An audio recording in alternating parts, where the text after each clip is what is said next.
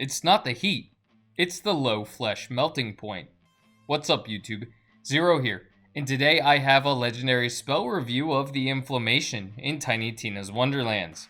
No, not like the inflammation you get after going for a walk, but inflaming your enemies with a flamethrower in Tiny Tina's Wonderlands.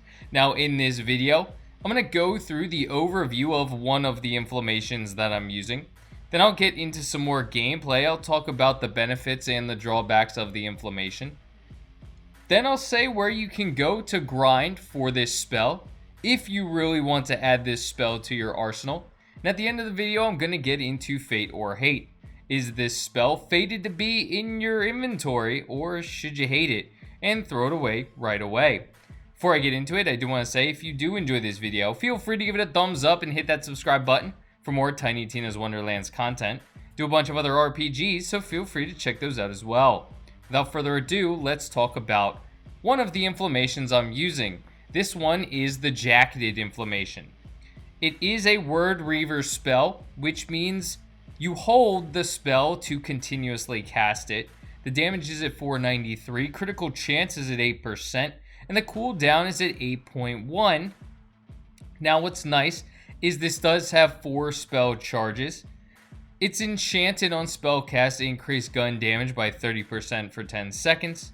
The spell damage is increased by 32%, and this deals fire damage. It is a flamethrower, so 410 damage per second with a 110% chance.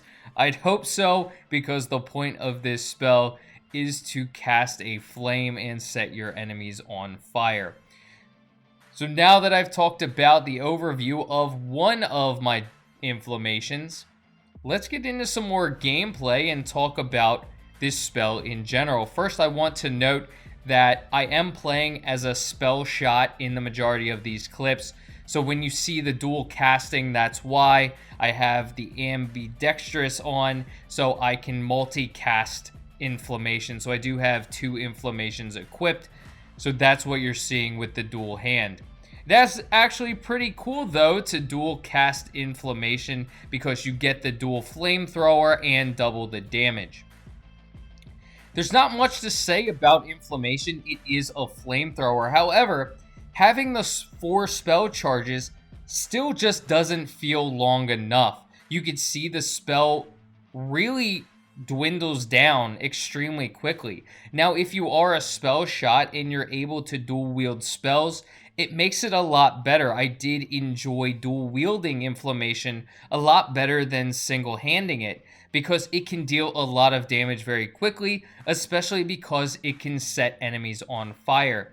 Now, fire is the only elemental damage type you can get inflammation in, so that's worthy of noting that this is only a flamethrower. You can't flame ice or ice it up. You're only going to be flaming it up. So being able to dual wield as a spell shot does make this spell a lot better than just single-handing it, because again, it goes by extremely quickly. Just single-handing, I mean, dual-handing it does go by very quickly, but you're dealing double damage, whereas if you're only single-handing it, it goes by and doesn't do as much damage. Now, if you are looking to grind for this spell, you're going to want to head over to Karnak's Wall, go to the Ancient Obelisk, and you're going to have to defeat Shara to have a chance to drop inflammation. Now, I do know I got some from Chaos runs, so you can get inflammation from Chaos runs as well. So now that I've gone over the spell, I've said where you can grind for it, let's get into Fate or Hate. Is this spell fated to be in your inventory, or are you going to hate it and want to throw it away immediately? Now, it's nice to have a flamethrower. Honestly, it reminds me of Skyrim, being able to wield a spell and just continuously blast it.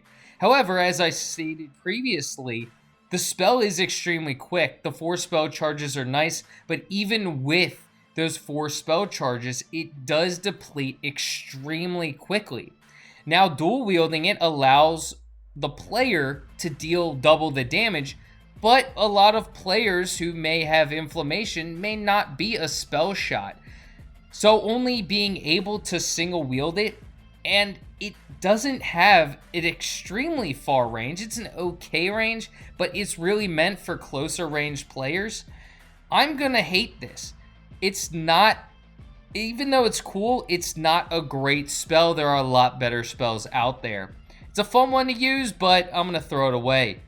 Leave a comment and let me know what you think, and until next time, peace.